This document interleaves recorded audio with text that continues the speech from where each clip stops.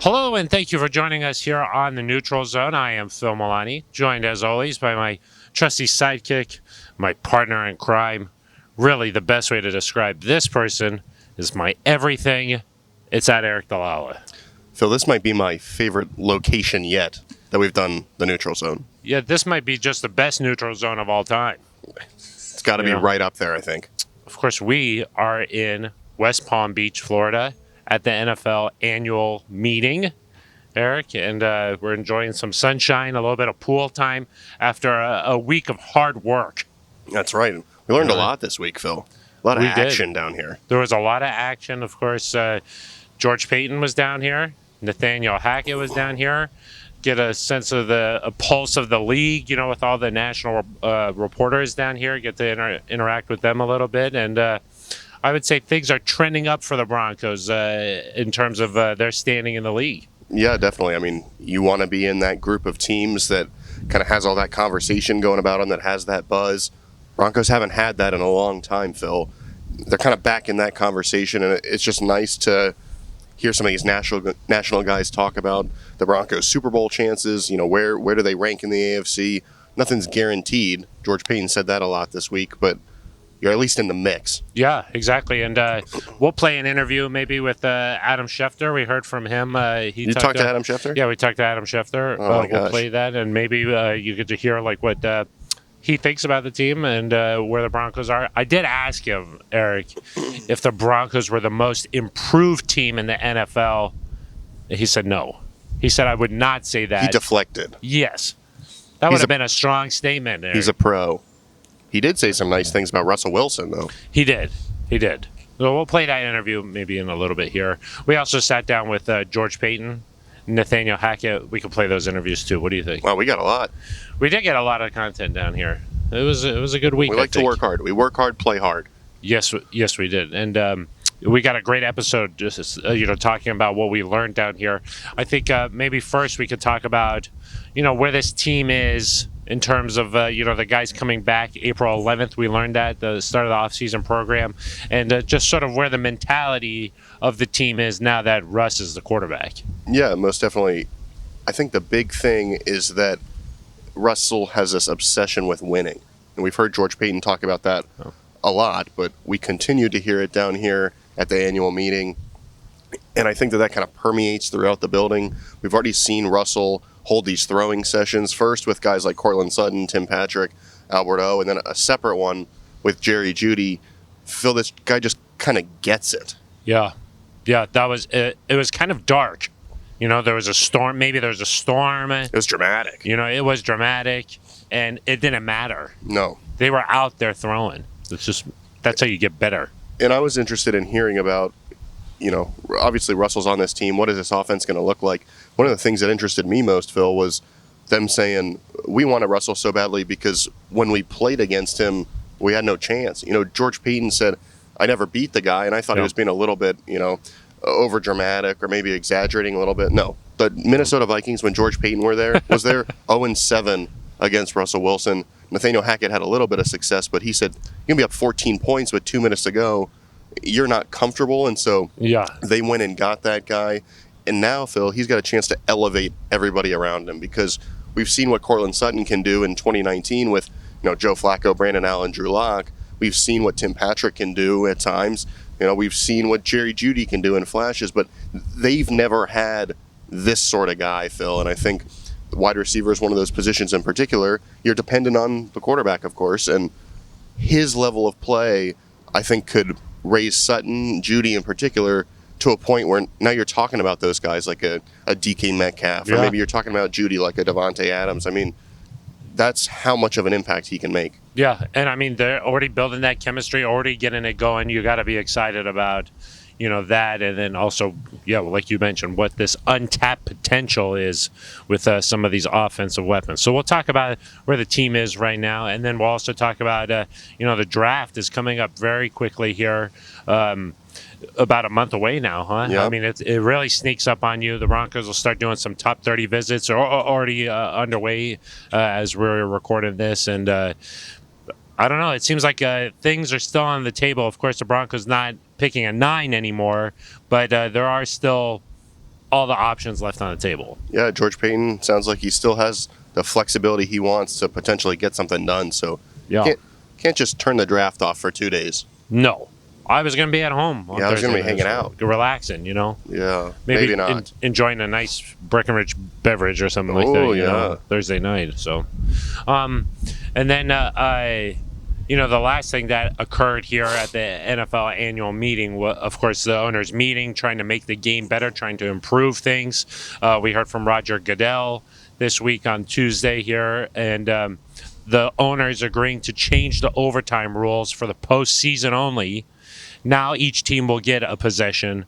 We'll talk about our thoughts on that and what that might mean for how teams approach the overtime.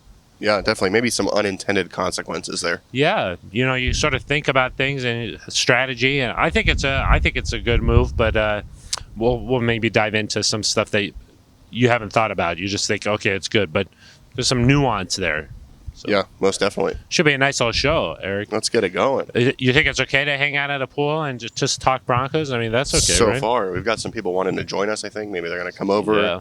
Well, NZ Nation reaches far, We did run into a member of NZ Nation down here in Florida. Yeah. Phil. They were like, go Broncos! Yeah. Yeah. We weren't even wearing any Broncos Well, here, but they just recognized knew. us. They knew. We appreciate the support. Yeah. If you're watching on the Broncos YouTube page, that's where you can find us every week here on the Neutral Zone. Go ahead and smash the subscribe button. It's pretty nice. If you'd like to be a part of the show, how do you do that? It's this 707. You've been out by the little too much sun. 707 neutral, Phil. That's you what call, it is. That's you what call it is. right in. You leave a voicemail. We'll play it here on the show. Or you leave an email at neutralzoneshow@gmail.com. We'll read it out loud. Yeah. Let us know what you think of the show. Yeah. You could also contact us directly at Eric Dalala with an A, Yep. at Phil Milani with a PH. A little bit non-traditional. Non-traditional spellings. But you can be a part of the show, and we'll create that engagement. That's what it's all about, creating engaging content. Can't wait. All right, let's go ahead and dive into our first topic here on the Neutral Zone. And Eric, of course, our first topic here on the show, talking about what Russell Wilson is going to do for this Broncos team. The players will report back into the building on April 9th. We learned that this week, getting set for the offseason program. And, we heard a little bit from people down here just what the expectations are for the Broncos now. Yeah, I mean, I go back to what Mike Sando from The Athletic said. What his talk with you, Phil, stood out to me. Said at best you're getting a top 5 quarterback with Russell Wilson, and at worst, which of course when you're making a trade of this magnitude, if you're George Paton, you do have to consider what is that worst case scenario. Mm-hmm. He said worst case you're getting a top 10 quarterback. Yeah.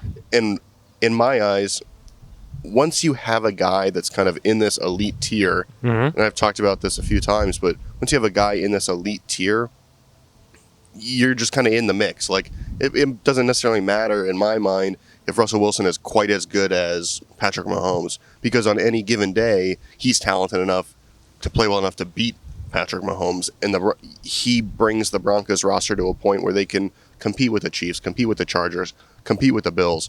I mean, in my eyes, as long as you have a guy in that 5 to 10 range, that's good enough where, that AFC championship game or AFC divisional game with the Bills and Chiefs, you watched that. We talked a little bit. It felt like the Broncos were far away from that at the quarterback position. With Russell Wilson, I think you put the Broncos in that game, you could easily see them kind of in that mix, going back and forth, going down the field, and having a chance to win a title. And I think that's the thing about Russell Wilson is that in any game, you're never out of it. Even if you fall behind early, he's going to bring you back. You're never out of a game that going into it. You're always going to be a part of the mix there. What I found interesting was that there's so much excitement around the Broncos right now, but George Paton doesn't really want to hear that. He says that he's a 7-10 GM, Yeah. He's very grounded in that sense. He's all about getting to work, dedicated at that. And, I think that that's the right approach here because it's true. I mean, until they do it out on the field, it's all just talk, but that's sort of what we do. I mean, we've got to do it. We got to talk about it. Nathaniel Hackett said the same thing. They do this coaches breakfast down here. They did it on Monday for the AFC coaches. And Nathaniel Hackett said, because that was one of my questions for him is, you've got all these guys who've never really won anything. Justin Simmons, Bradley Chubb, Cortland Sutton, Tim Patrick. Like these guys that the Broncos talk about as their core players, they're all fired up, Phil, because they've got a chance here to do something, to win. And I wonder if you're that excited, is it possible to kind of like skip a few steps? Yeah. Because if you're Cortland Sutton, maybe you're like, oh, well, now I'm going to catch 6, 7, 8, 9 touchdowns. We're going to be in the playoffs. We're going to have a chance to do some big things. Well, you don't just get there right away. There's got to be some kind of in-between steps. Yeah. And I like Nathaniel Hackett's answer. He was like, you just got to win every day. Yeah. You don't automatically become a contender just because Russell Wilson's here. You've still got to put the work in. You still got to do it the right way. And so I appreciated Hackett's viewpoint and his ability to, I guess, explain that to the team when he meets with them, because he's right. They now have the chance to do something, but they haven't done it yet. There's just a lot of change with the Broncos, too, in general. I mean, there's obviously Russ is the big change at quarterback on the field, but there's a new head coach. And, you know, there's going to be a lot going on here in the month of April when the team returns, because it's going to be, okay, we got to get to work learning a new offense and learning this new language with Hackett. And the thing about Hackett is he said, you know, he's been asked a lot about, okay, what's this offense going to look like? And he doesn't really have an answer, because it's going to morph a lot depending on what the players want to do, depending on what their skill set is. And he answered every question sort of that way, is like, I got to get to work with these guys. I got to talk to them. I got to see what Russ wants to do.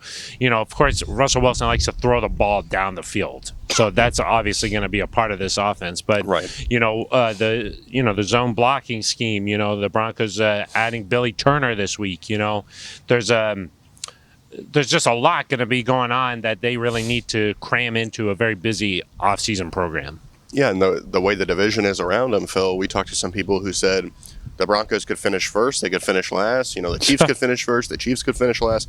There's just, this division so competitive that there's no sense of, you know, like you got an easy one here, yeah. or you're guaranteed to finish above this team. It's going to be just kind of a mess almost. And what I'm most interested to see, you know, it's going to be fun as the off-season program starts here soon to see Russ get out on the field, to see him in a Bronco jersey, that sort of thing. But everybody's happy in April and May, right? Yeah. When adversity hits, if there's a, you know, knock on wood, a key injury to somebody, or the Broncos lose a couple games in a row, or you have a bad training camp practice and Nathaniel Hackett's not happy, how does this team handle adversity? Yeah. How does Nathaniel Hackett handle adversity? I think, you know, talking about the impact Russ makes, having him here is incredibly helpful to avoid a 3-game losing streak that can kill your season. Yeah. Not only because obviously he's really good, so you kind of get the sense that you're not going to lose 3 games in a row, but also the fact that he's been through this for a decade. He knows what it takes to lead a team, to set a standard.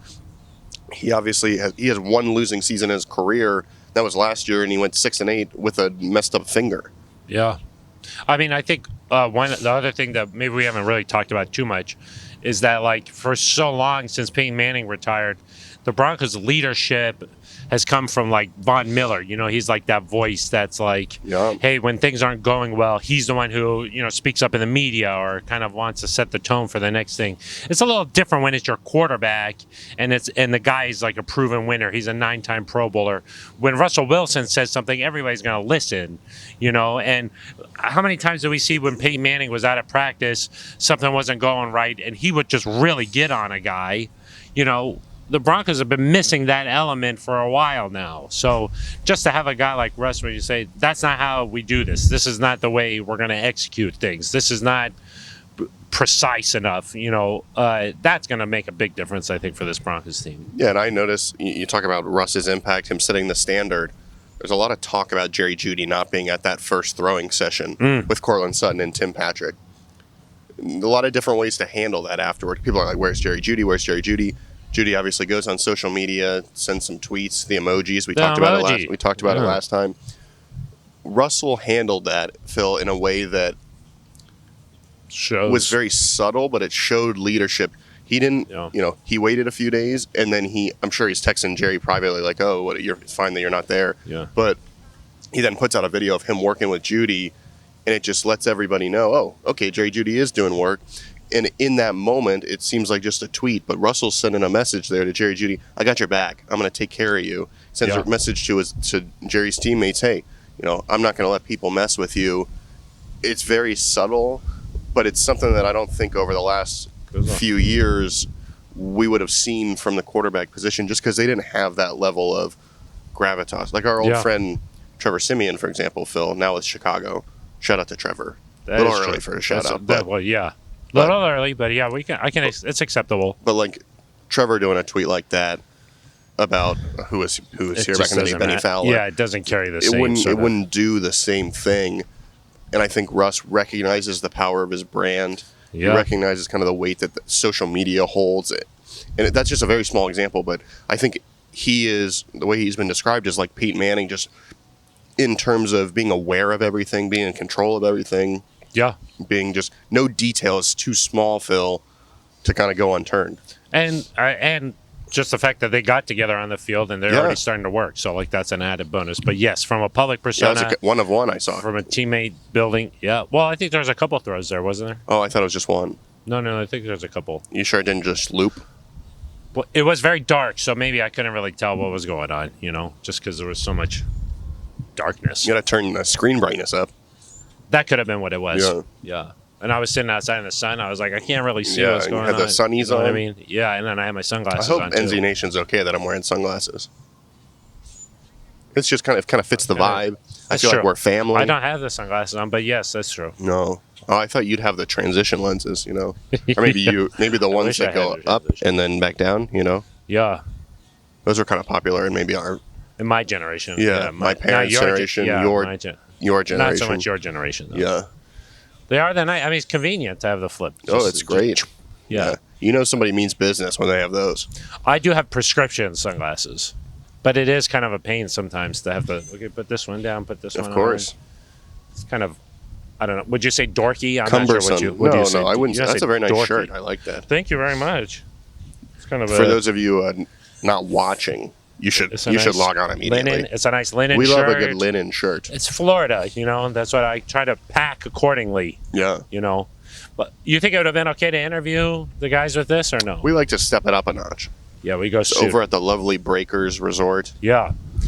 Coach Hackett was making fun of me for wearing a suit. That's true, he did. He said, "You look hot." Oh, I thought that was a compliment. I was like, wait, what? But I did look out of place a little bit. I was wearing a tie. Yeah, I like to go nuts. He was casual. He was casual. Nice. Yeah, he fit the scene. I guess maybe I just don't know how to do that. I only know one way. Yeah. All right. Well, let's play that interview here. This is my sit down along the Atlantic Ocean with Broncos head coach Nathaniel Hackett. This is your first time at the owners' meetings as a head coach. What are your responsibilities here? I mean, right now we've got a lot of different meetings that we have to attend. Some of the things on the new rule changes and just kind of getting some just different knowledge about what's going on throughout the NFL. Is it fun to be around your peers now? Like you're a head coach, everybody sort of congratulate you. It's just great to see my friends. Seeing Robert Sala just walk by and Matt LaFleur and just guys that I've, we've all worked together, been together, and just they mean the world to me. So just being able to hang out with them is great. Let's talk about the Broncos a little bit here. Fans are pumped up about Russell Wilson. I mean, they're really excited.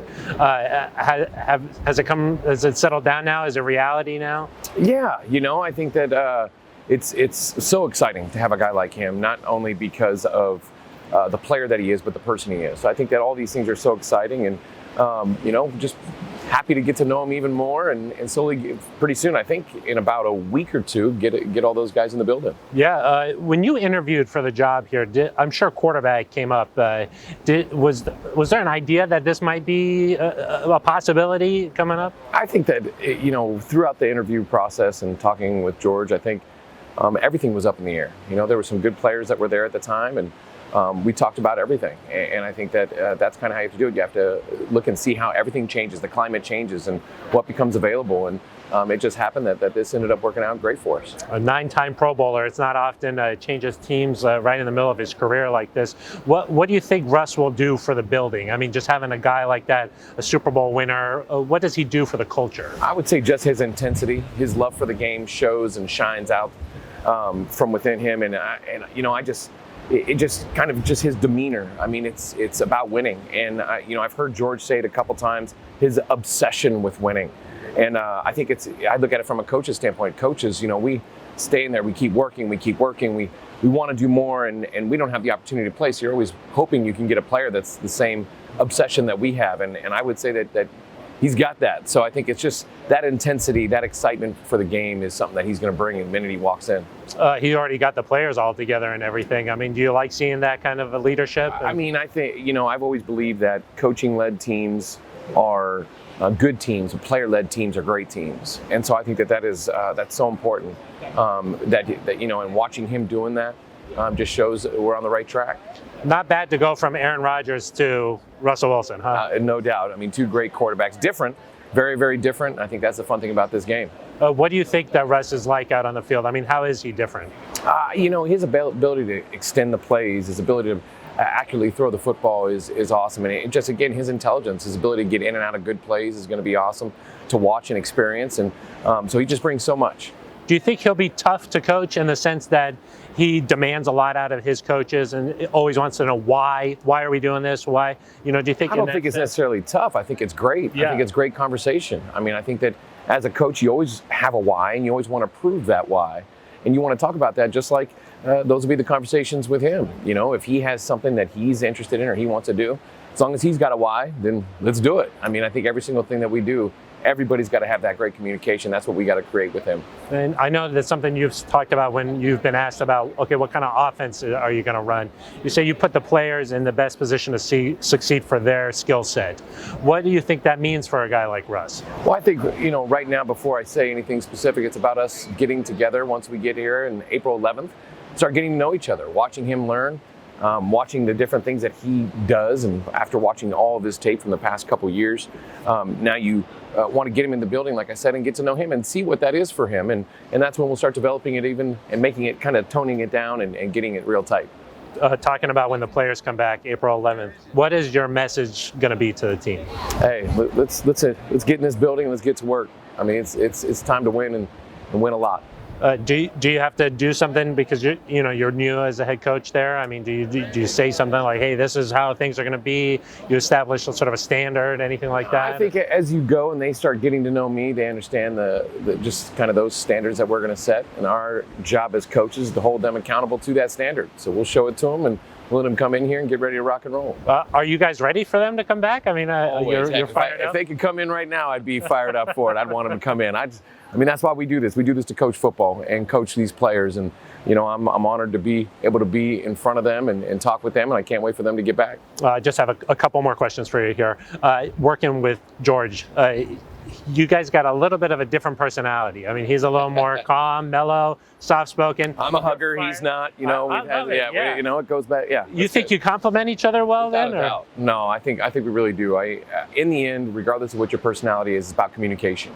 And I think that's the thing that I respect so much of George is his ability to communicate is just phenomenal, and I just appreciate that so much. And then the last one I have for you here is the schedule probably coming out here in a couple of weeks. What would you think of the Broncos potentially going overseas, playing a game maybe in England or something like that? Oh, I would love it. I was lucky enough to do that 4 times while I was at Jacksonville, and I loved the experience. I mean, we played at Wembley. And I think everybody needs to witness that. I mean, fans, I want my family to see it. There's so many great things about it. I mean, it is an incredible atmosphere out there in London.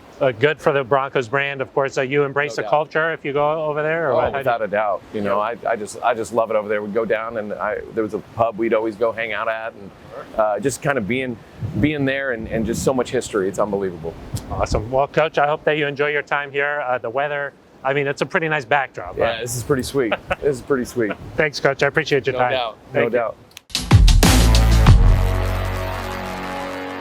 My thanks to Broncos head coach Nathaniel Hackett for spending some time sitting down there talking ball. I liked what he said when he said, my message to the team is going to be it's time to win, and we're going to win a lot. Yeah, I like that. You got to set the standard. I like that. That was good.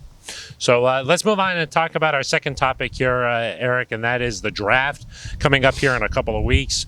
We talked to George Paton a little bit down here, and he was like, why am I by the beach? I should be grinding and watching tape. that is how he is. That is how he is. He's got to get to work he loves, to break down tape. I think it's probably from his scouting background. He just he loves that. The Broncos are in a good spot, Phil. They're in good hands. Yeah. This general manager just pulled off the trade of the offseason with Russell Wilson, and all he's focused on is making this team better with second and third round picks right now. That's all he's dialed in on. Hey, we got to be better. We still got work to do.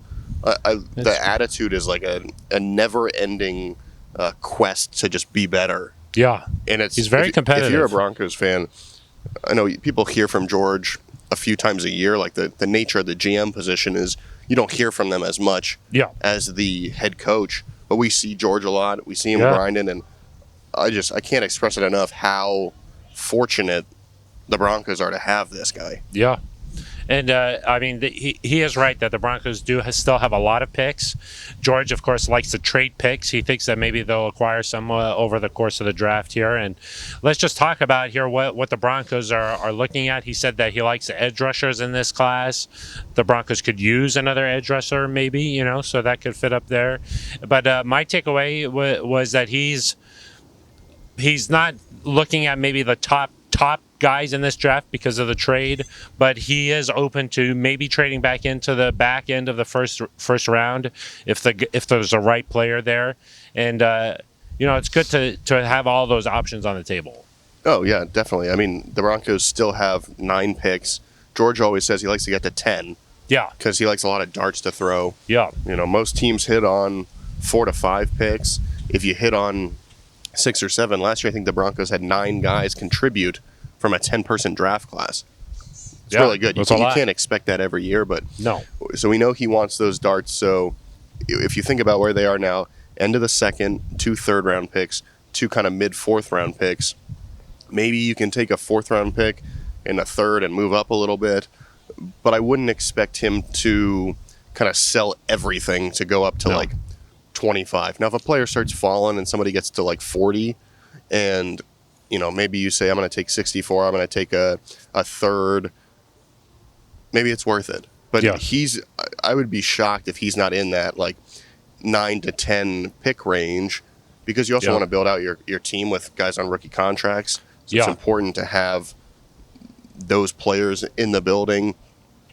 Now, that said, he did say move in the first round is a possibility. If somebody starts to fall, could be an option. I'd be surprised. Yeah, well, I'd be a little surprised. Yeah, I definitely would be surprised. I would guess maybe if someone's there at 45 or 50, maybe you go up from 64 or something. Yeah. But if anything, I could see a couple trade. If you make a move at all, you're certainly going to trade back somewhere else. Yeah. And so you're going to have to realize, is it worth going up? If an elite player starts falling, or maybe someone who's injured. There's a lot of talk about maybe David Ojabo goes in the 2nd round. Well, if he starts falling, you go get him, or because he's a guy who was a top 10 pick potentially before his injury. If a Jermaine Johnson, he's the guy from Florida State, elite edge rusher, if he starts falling somehow and he's there in the 40s, I don't think that'll happen, but he's lost a little bit of stock here recently. If he starts falling, do you go get him?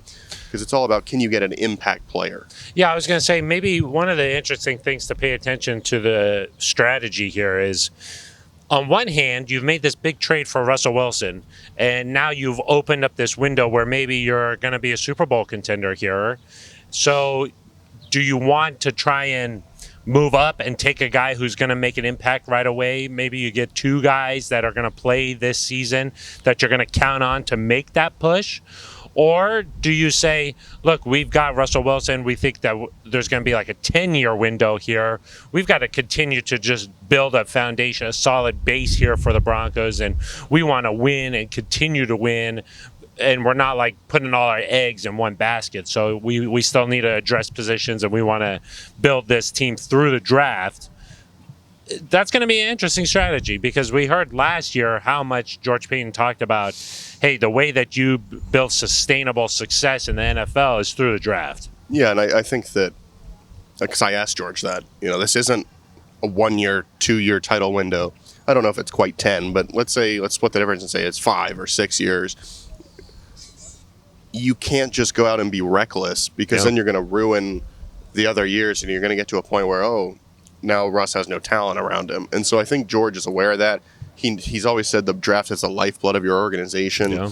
He's going to, I think, continue to draft smartly to find these guys that, like, even if you draft somebody that's not a huge contributor this year, if he then becomes a contributor next year, when you lose somebody, say a player hits free agency and you have, like, let's use edge rusher. If Bradley Chubb, for whatever reason, doesn't come back to the Broncos when his contract expires this year, and you've drafted an edge rusher that gets some experience this year, but he's ready to go next year, well, now you've kept that window open where otherwise, now we got to go reach for a pass rusher or else we're in big trouble.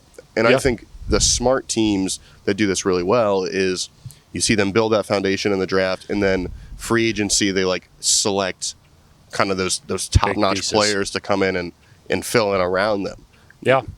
I mean, one of the big assets the Broncos have with George Paton is his ability to analyze talent, draft. I mean, you talk about last year with Pat Surtain again. Yeah. Again, we're talking about Pat Surtain again. Yeah. Javonte Williams, Quinn Miners, Baron Browning. I mean, these guys all played a lot. Yeah. Caden Stearns. I mean, Jonathan Cooper. These guys had an impact as rookies, and that's one of the big assets here with George. My question here, Eric, is: do you think the Broncos did enough during free agency that going into the draft, they got all the options? They don't need to really focus on one position of need. Or do you think they can just say, hey, this guy's the best player available, it doesn't matter what position he plays? I think that George Paton is the type of guy that is always going to go best player available, like within need. I don't know if, say Kenny Pickett falls to the end of round 2. I don't think they're going to take Kenny Pickett. No. But if... that's not a need and probably not the best available. Probably not. Probably not. But if, maybe a dynamic wide receiver falls or a dynamic corner. I mean, they could use some more corner help. Yeah. I think what they did in free agency, let me say, I prefer no wide receiver. Broncos got some good wide receivers. Yeah, there's only one ball. That's true. But I think you took care of enough needs that you're not like, when 64 comes on the clock, we got to take whatever tackle is there. Yeah, exactly. Or we got to take whatever edge rusher is there. You could presumably go tight end, tackle, corner, defensive line, linebacker, inside linebacker, outside linebacker, running back. I mean, you're at the point now where in my mind, almost every immediate need is met. Yeah. Billy Turner may or may not be, he's on a 1-year deal. He may or may not be, I think a 1-year deal, maybe 2, 1, whatever, something like that. A short-term deal. You kind of lose what happens when you're down here in Florida, Phil. You've been in the sun, Billy Turner back in Denver. You've been in the here. sun too much. You got the sunglasses on. But like Billy Turner might be the short-term answer there, or he could be the long-term answer. But you don't have to worry about like now finding a guy. You can go find your long-term tackle, but that person would then have some time to develop. And so same thing at edge rusher. You don't feel like you have to draft an edge because you have Randy Gregory and Bradley Chubb. Randy Gregory, by the way, reported had a scope. Had a little scope. Friend and Mike we're not Kliss. talking about mouthwash. No. He's supposed to be ready for the regular season. Get a little cleanup. Unclear about training camp. Our friend Mike didn't really specify about that. Does that concern you at all, Eric, just because he has had some injury, in his past, in his history there? Yeah, and it sounds like, according to Mike, it came up during the physical. I'm sure the Broncos kind of did their due diligence and thought, well, because you can fail a player on a physical, of course, and not sign him. They could have signed him and just had him play through it, because it sounded like it wasn't maybe a mandatory surgery. It was more of a, he's going to have discomfort throughout the season. So do you say, hey, we're going to manage this? Take care of it now. Or, like, do you take care of it now and hope that it's done, doesn't linger? I mean, anytime you see a guy get another, like if, I don't even know, we're not going to talk about that, but anytime you see a guy who's had injuries before get another what just injury, happened? I don't know what happened. In my brain, I was like, I was going to use an example of a player, and then I was like, I don't even want to put that out in the universe. Got it. But no, good news that he's going to be ready to go for the regular season. Hope he stays healthy. And it's not connected to other injuries, so yeah, exactly. And I think that Randy Gregory, one, has been in the league for a little while now. He's, of course, coming to a new team, a new defense here, but he gets after the quarterback. You pin your ears back and you go. He's going to be in meetings. You know, he's going to be around his teammates. There's going to be chemistry building there, and he's going to be okay. Like, it's not like, oh my gosh, he's so far behind because he didn't do this or whatever. Just take care of it. Make sure your body's feeling really good before the season starts. Training camp, you're ready to go then. That's what really matters. Right now, it's April. You know, if you're not in the gym every day right now, it's not the end of the world, if you ask me. Well, you miss those guys when they're not in the gym every day because that's where you are. That's where I am. I mean, I don't miss a day. Yeah. Do you know what I mean? That's just sort of a personal philosophy. But when I'm in there with Lauren Landau, he's like, he's like, Phil, we don't have enough weight. He's perfecting the technique on the curl, you know, so I can get those huge arms. Oh, absolutely. Yeah. Pretty soon this shirt might not even fit. Oh. Yeah. Maybe add some extra fabric to the biceps. Yes. I got to get to the tailor. It's going to be nice. Eric, let's get to my conversation with Broncos general manager George Paton. Wouldn't you know it, we sat down right next to the Atlantic Ocean again. And what are the odds? I know. George wanted to go out there and swim, and I don't think he believed me when I was talking about sharks. George, a pretty good backdrop here, huh? It's not bad. Yeah, I'll take it. Are you going to get out in the water at all? Right. This is over. I'm going in the water. I heard there was a shark out there, George. No, you didn't. That's what I heard. I don't know. Right. I don't know. It's all right. They won't bother you. George, what's it like after you make the trade of the offseason in the NFL to walk around here with some of your peers? You know, I haven't seen many of my peers yet. We just got here. You know, it was a great trade. I think it was a win-win trade. But really, the next day, we've kind of turned the page. You know, we're going on to Randy Gregory. We're going on to the next. So you really don't dwell. We're excited. I mean, obviously, franchise quarterback. But you move on, really, you know, to the next transaction. And that's just the way you have to, when you're building a team, that's what you have to do. Well, the fans are fired up about Russell Wilson, so I just want to ask you a couple about him. First, off of the field, in the building, what does he do for the Broncos culture? Well, he hasn't been in the building, you know, he's been in the building 2 days, but I just think he raises the level of really everyone in the building just by, you know, first and foremost, his work ethic. And you've kind of seen doses of that through some of the workouts they've had, but you know, just the excitement within the team, and the standards will be raised, the expectations will be raised, and I think the team will embrace that. On the field, what is it that you like about his game that you think is going to help this team take the next step?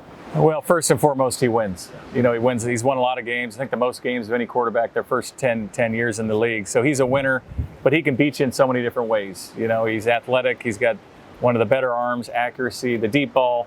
To me, is second to none. So he can beat you in so many different ways, but just the leadership he shows when you watch him. You know, I've seen him so many times in person behind late in games, and he brings them back. So he has that it factor that we all talk about. We throw around too much with these guys, but the top ones have it, and he has it. We heard that he was in the building checking out the Broncos. Of course, he had a no trade clause.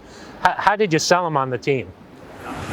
Yeah, just told him what we're all about. You know, Coach Hackett, myself, told him what you know, what we are about individually, but you know what we're trying to build here, and we talked about our team, some of the great, you know, the foundational players we had, but how we're going to build it, how we're going to get to the next step, and our process for winning.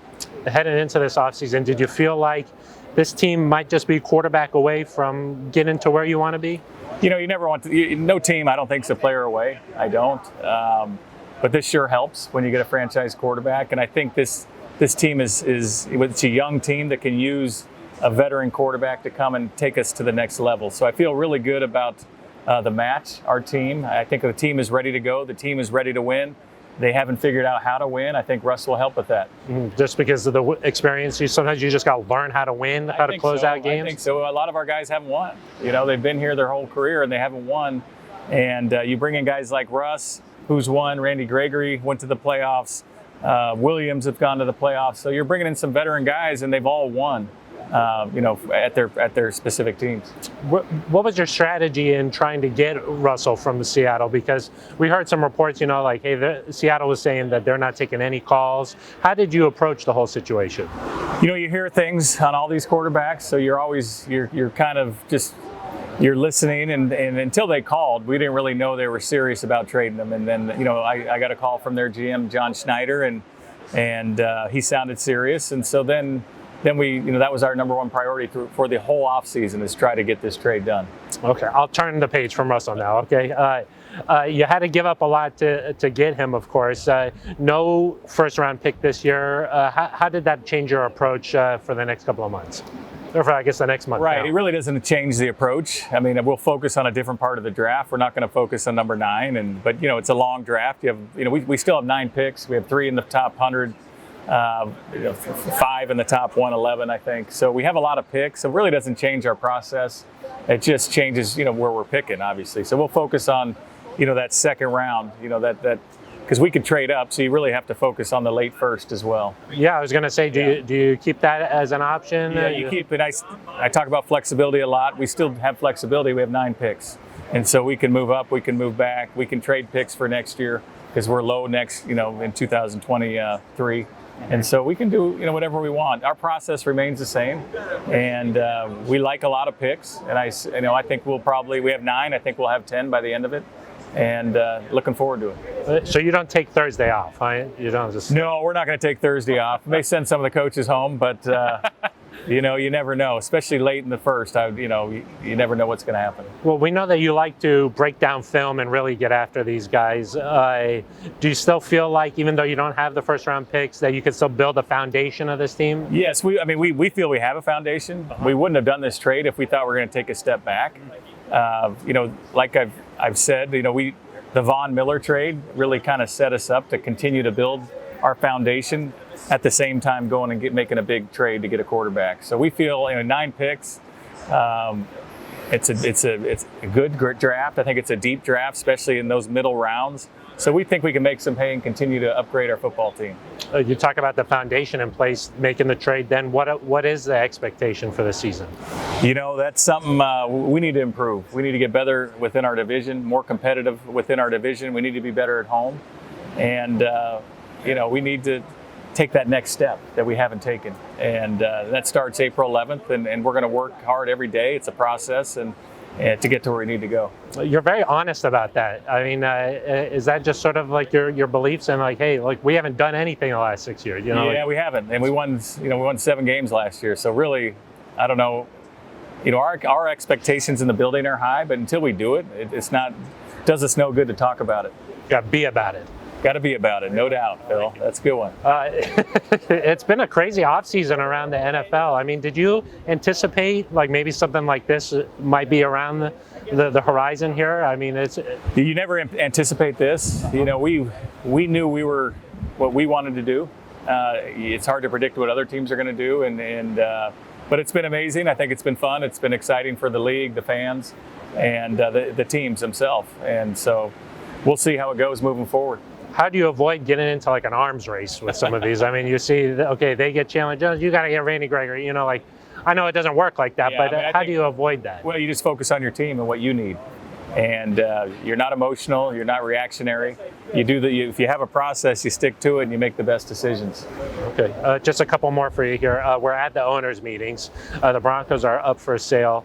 Has that impacted anything on the football side of things, or being number one at everything is still the standard?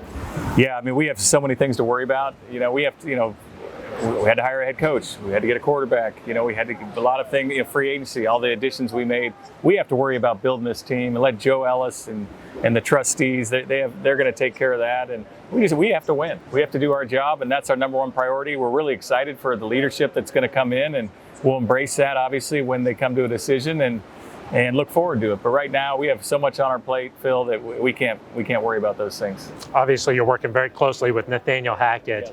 Yes. You seem to be a little bit more mellow kind of a person, a little more soft-spoken. He's high energy. How do the two of you, when you guys sit down and talk football, I mean, what's the atmosphere? It's great. I think we complement each other well. We have different personalities, but I think it's great. We bring out the best of each other, and he brings out the best in people, and that's what resonated with me throughout the interview process, is just how he makes players better. He develops players, he develops people, he develops coaches. And so it's been great. It's everything I thought when we hired him, and just really excited for our future together. And the last one I have for you here is the schedule comes out in about a couple of weeks here, most likely.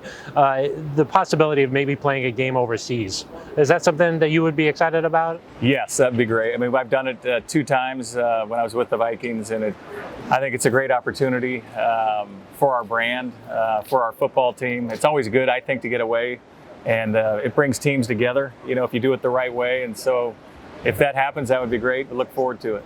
Maybe some primetime games with Russ, huh? Yeah, I think so. Yeah, some night games. Get your sleep, Phil. We're going to be up late, I'll right? I'll be ready, George. I'll let you go get out of that water. I want to go hit the water. Okay, be careful. I heard there was a shark out there. That's all right. We'll take care of him. Thanks, All right, George. I appreciate it. Thank you very much.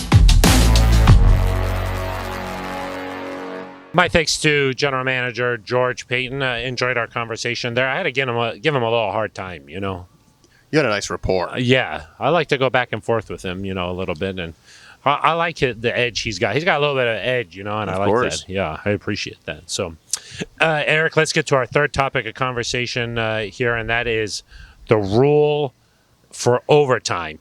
Changed while we were down here at the annual meeting. The competition committee looking at how overtime has played out here in the playoffs since the rule changed in 2010. The team that wins the coin toss, 10-2, they go on to win the game. So they felt maybe that's not very equitable. Small sample size, Eric, just in the grand scheme of things, but that's the only sample size that they had to go off of. Yeah, and it's a small sample size, but the way that they put it, Rich McKay, of course, the head of the competition committee, said those games are so important. They end a team's season that you can't afford to wait until you have a sample size of 50 games or 100 games. That could take another, I think they changed the rule in 2010. Yep. In 10 years, we've had 12 playoff overtime games. And so you'd have to wait another decade or two to get like a reasonable sample size. And the meaning of each of these games, something needed to be done, because not just were they 10-2, but 7 times the game ended on that first drive with a team scoring a touchdown. Yeah. And so there was a clear advantage for whichever team won the coin toss. And the interesting thing now, Phil, that each team will get a possession, but how is this going to play out? Because there's some interesting things to think about. If you go down and you score a touchdown and kick an extra point, the second team could then go down, score a touchdown, go for 2, and win the game. So are you, if you're the Broncos and you're playing the Chiefs, do you feel pressure on that first drive to go for 2 just to match in case they go for 2? Or do you trust your defense? Do you want to go first, or do you want to go second? Yeah, say you win the coin toss. Yeah. There's some decision making to go here, because let's play it out. Say you win the coin toss, you go down the field, you score a touchdown. Yep. You kick the extra point. Yep. So you're up 7 at this point. The other team then gets 1 possession, and there's no time limit there. Which is interesting. Yes. The other team could take 11 minutes and give the ball back to you with 4 minutes left. You can take 33 minutes if you want. Yes. To drive. You could have a Teddy Bridgewater drive. Oh my, that's not a shot. No. That's not a shot. That's just like how they like to drive the ball. That's not a shot. That's how they like to go down the field. It just sounded like a shot. You could have a Teddy Bridgewater drive. Okay. You don't have to worry about the time. I'm going to call it a Tennessee Titans drive. Tennessee Titans drive. Derrick Henry likes to pound the rock. Yep. You just take your time and go down the field. The only thing that happens is after 15 minutes, the field will flip. The field flips. Just like a normal. Well, the field stays the same. The teams flip. go in a different direction. Yeah. They usually call that just a flip the field. What if the field actually flips? You flip the field. Would it go like this, or would it rotate? I think it'd rotate. So what if you rotate the field? Yeah, the field Because if rotates. you flip the field, it's like you kind of flip a pancake, or something. That would be kind of crazy. Then you wouldn't be able to see the numbers probably, right? There'd be a lot of dirt everywhere. You think there's numbers on the other side of the field? Yeah. It could be messy. But, some of these fields and some of these domes, they slide them out. Yeah. They slide them in. They flip them around. You do all kinds of stuff. Anyway, the field position, you change directions. So the wind could and you change. keep going, yeah. But then let's say that team manages to get down and score. Yep. Then they got a decision. If they kick the extra point, then the next team that scores wins. Yep. Which is risky. Yeah. If you're a team that has a really good defense, maybe you say, okay, we're going to live with that.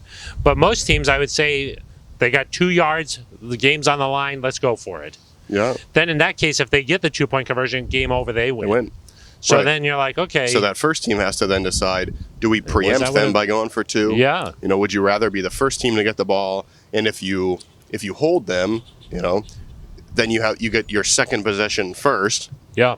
or would you rather be the second team and, say that the Broncos are playing the Chiefs, the Broncos defer, you hold the Chiefs to a field goal, or you hold it, you pick off Patrick Mahomes. And that's how it was before too, but now any team that scores wins the game. Yeah, because, okay, so you're thinking about this. Okay, you got the decision to go for 2. It sounds like it would be better to be the second team. But the interesting thing then is, say both teams go for 2 and they both get it, Yeah. then it's the next score wins. Right. So if you're the team that had the ball first, all you need is a field goal and then the game's over.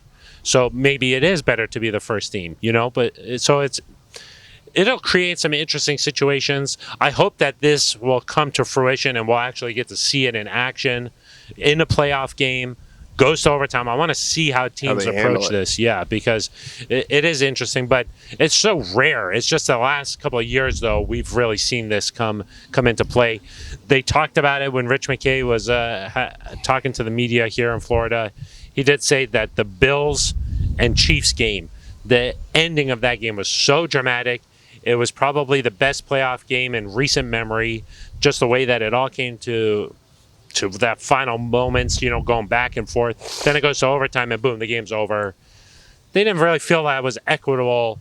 That wasn't the way that game should have ended, No, Eric? it was just such a good game. I think there were all those touchdowns in the final 2 minutes. You want people to be talking about how great this was, a walk-off 2-point conversion. You don't want it to go to the point where Josh Allen doesn't even touch the ball, and now all anybody's talking about is this is unfair. The coin toss. You don't want that from a fan's perspective and just kind of like a PR perspective.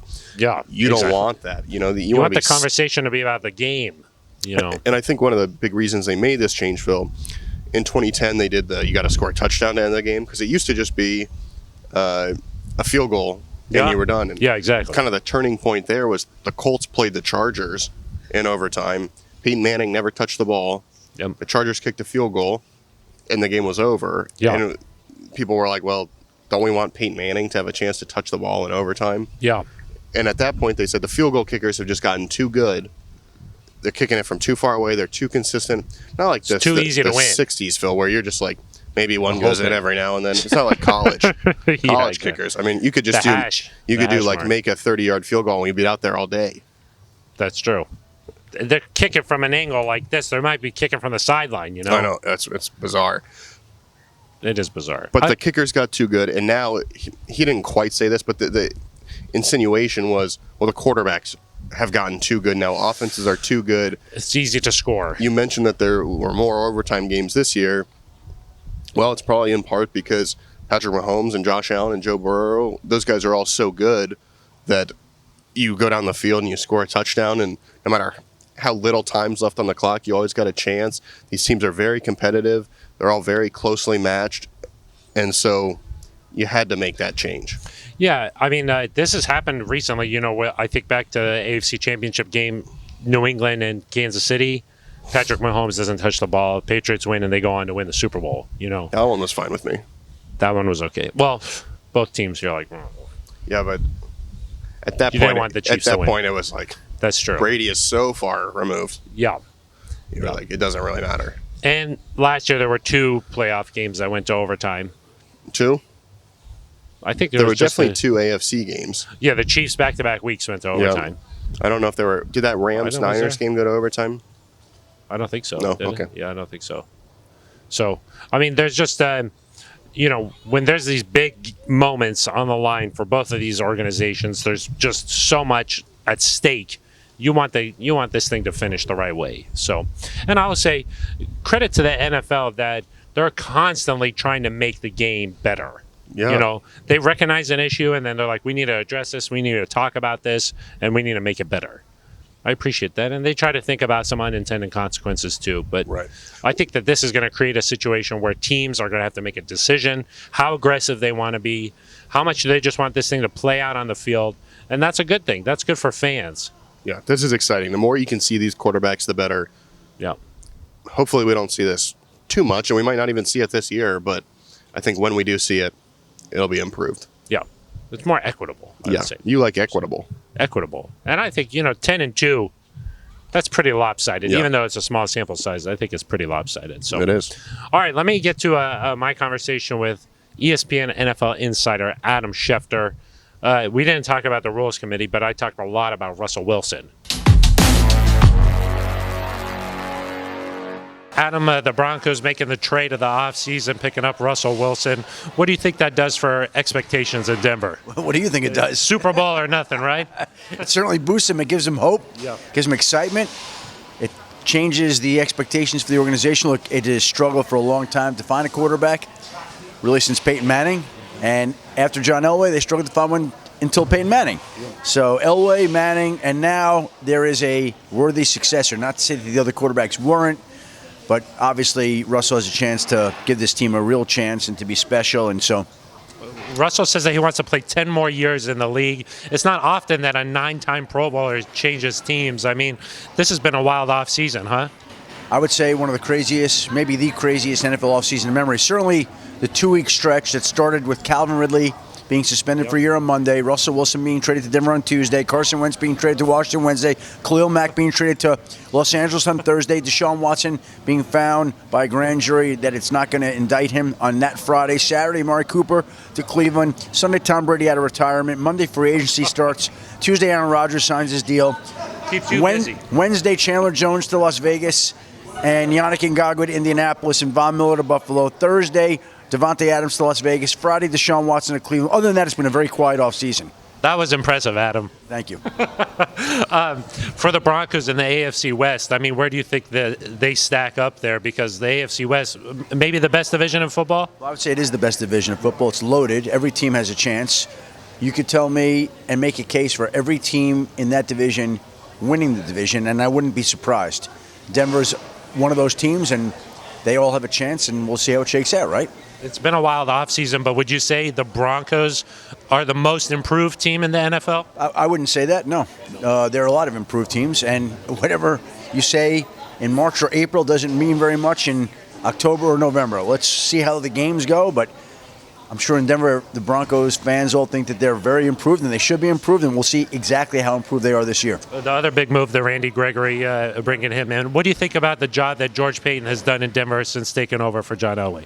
Well, his job was to go find a quarterback, and he found a quarterback. And so that was the biggest thing that you had to get done, and he did that. And now you see, we'll let the chips fall where they may. All right, Adam, appreciate your time. Maybe there's something else crazy that you got to go break. We'll see.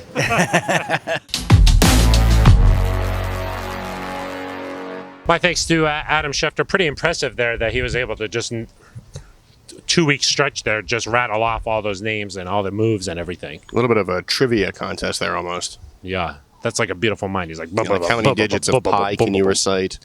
I will say, I think that Adam Schefter drinks a lot of coffee. He does. I've heard that. It keeps him sharp. Yeah. Eric, the clouds have rolled in. Oh, Wow, you're magic. I was like, I think this needs to change, and then boom, it just did it. Yeah. It's kind of like the lights. It's like the opposite of what happens in our normal podcast studio where the lights turn off. This time it was like lights on.